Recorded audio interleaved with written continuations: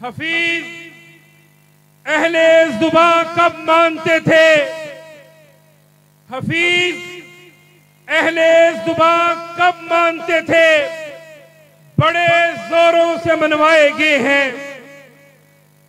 आज हाफिजाबाद की सरजमी पर मुझे ये बात कहते हुए फख्र महसूस हो रहा है कि आज दाऊद गज़नवी की कौम जाग चुकी है।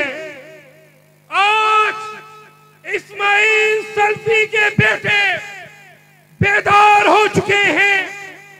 आज हजरत अल्लामा शहीद के मतवाले मैदान में उतर चुके हैं।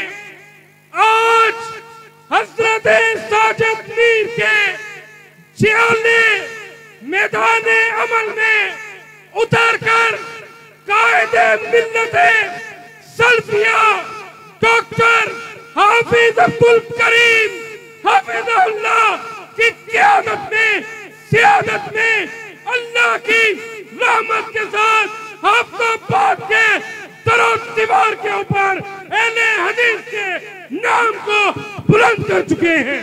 साजिद मीर का शेर लीडर दलेर आया, अहले हदीस का बेटा सिपह सालार यूथ फोर्स का।